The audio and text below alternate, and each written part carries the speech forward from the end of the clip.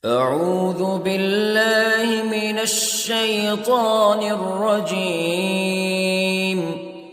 بسم الله الرحمن الرحيم. الرحمن علم القرآن خلق الإنسان علمه البيان. الشمس والقمر بحسبان والنجم والشجر يسجدان والسماء رفعها ووضع الميزان ألا تطغوا في الميزان وأقيموا الوزن بالقسط ولا تخسروا الميزان. والأرض وضعها للأنام فيها فاكهة والنخل ذات الأكمام والحب ذو العصف والريحان فبأي آلاء ربكما تكذبان. خلق الإنسان من صلصال كالفخار وخلق الجان من مارج من نار فبأي آلاء ربكما تكذبان. رب المشرقين ورب المغربين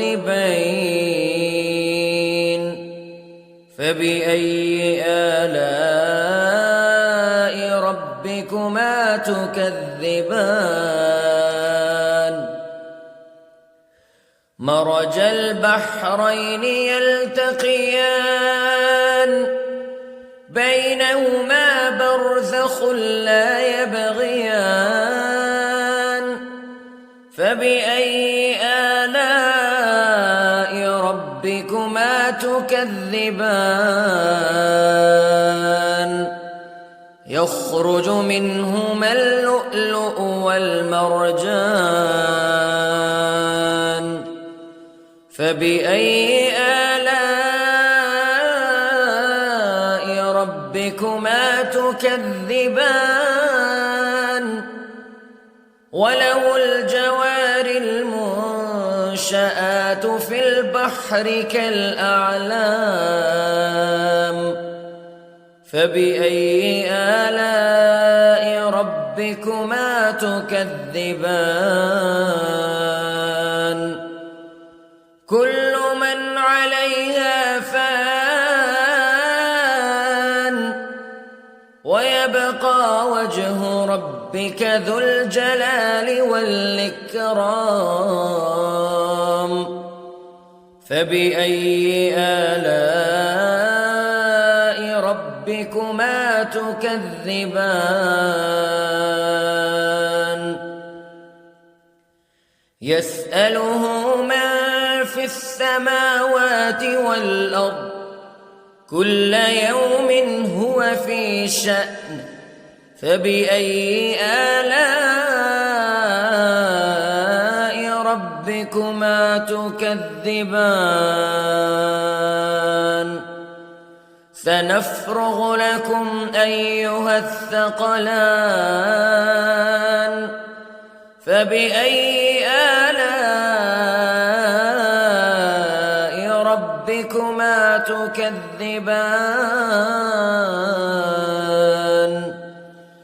يا معشر الجن والإنس استطعتم أن تنفذوا من أقطار السماوات والأرض فانفذوا لا تنفذون إلا بسلطان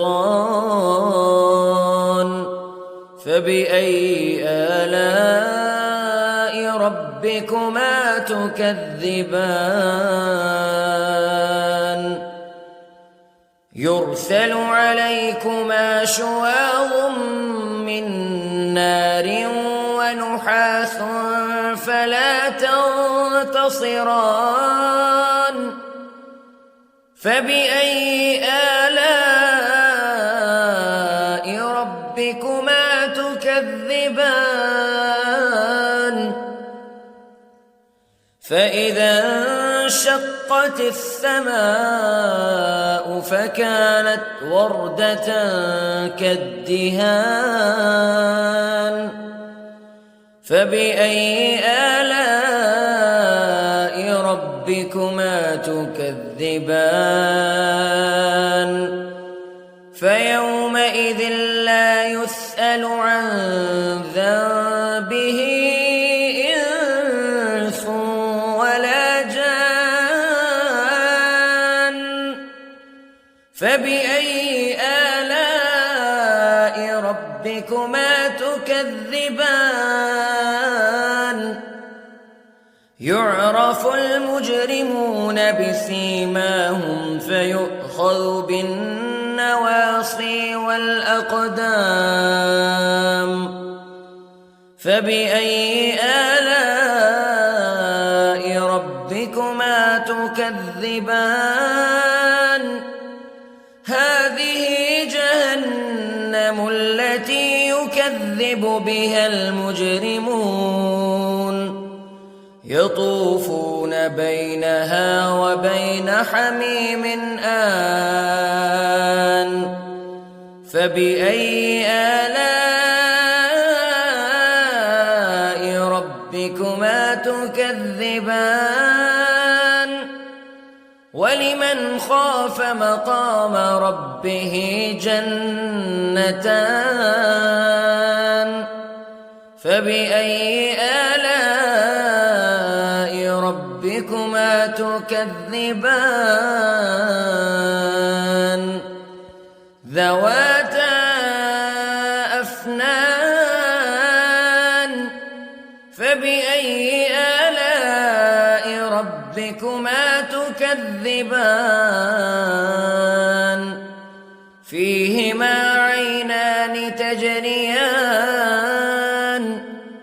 فبأي آلاء ربكما تكذبان فيهما من كل فاكهة زوجان فبأي آلاء ربكما تكذبان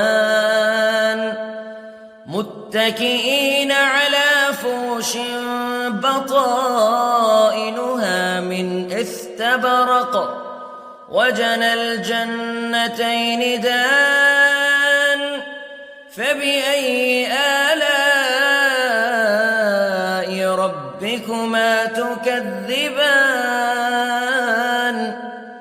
فيهن قاصرات الطرف لم يطمثهن إنس قبلهم ولا جان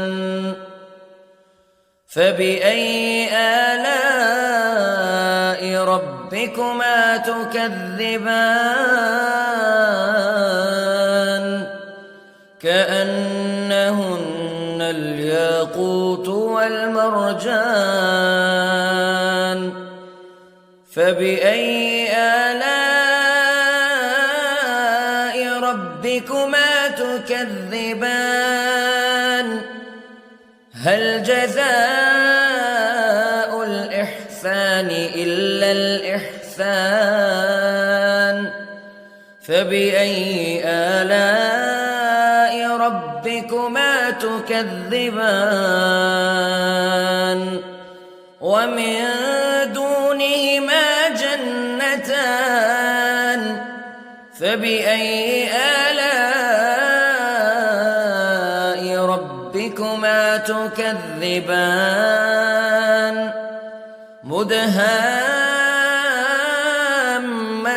مدهامتان فبأي آلاء ربكما تكذبان